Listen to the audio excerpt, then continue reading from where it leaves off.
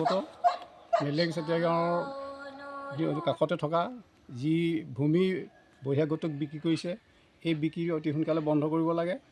অন্যথা আমাৰ স্থানীয় ৰাইজ তথা সদৌ টাইহাৰ ছাত্ৰ সন্থা উদ্যোগত প্ৰতিবাদী কাৰ্যসূচী ল'ব আৰু যিসকল ব্যক্তি সহযোগত এই ভূমিডোখৰ বিক্ৰী কৰিছে তেওঁলোকৰ ওপৰত বিহিত ব্যৱস্থা ল'ব লাগে। এইটোকে মই ক'লোঁ।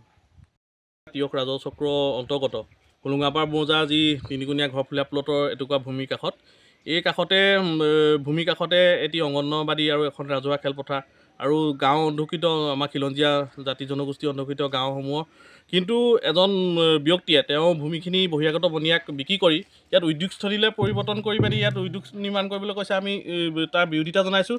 সেয়ে আমি সদৌ টাইম ছাত্ৰ সন্থা আৰু স্থানীয় ৰাইজৰ লগ লাগি আজি আমি স্মাৰকপত্ৰ মাননীয় তিয়ক ৰাজহ চক্ৰৰ বিষয়াৰ যোগেদি মুখ্যমন্ত্ৰীলৈ স্মাৰকপত্ৰ আৰু ৰাজহ মন্ত্ৰী লগতে যোৰহাট জিলা উপায়ুক্ত আৰু যি প্ৰদূষণ নিয়ন্ত্ৰণ বৰ্ড তালৈ আমি স্মাৰকপত্ৰ প্ৰদান কৰিবলৈ আগবাঢ়িছোঁ।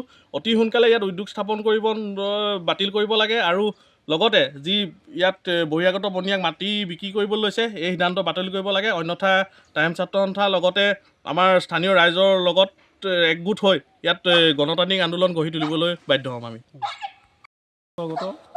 মেলেং চেতিয়া গাঁৱৰ কাষতে থকা যি ভূমি বহিৰাগতক বিক্ৰী কৰিছে এই বিক্ৰী অতি সোনকালে বন্ধ কৰিব লাগে। অন্যথা আমাৰ স্থানীয় ৰাইজ তথা সদৌ টাইহাৰ ছাত্ৰ সন্থা উদ্যোগত প্ৰতিবাদী কাৰ্যসূচী ল'ব আৰু যিসকল ব্যক্তি সহযোগত এই ভূমিডোখৰ বিক্ৰী কৰিছে তেওঁলোকৰ ওপৰত বিহিত ব্যৱস্থা ল'ব লাগে। এইটোকে মই ক'লোঁ। তিয়ক ৰাজহ চক্ৰ অন্তৰ্গত হোলোঙাপাৰ মৌজা যি তিনিকুণীয়া ঘৰফুলীয়া প্লটৰ এটুকুৰা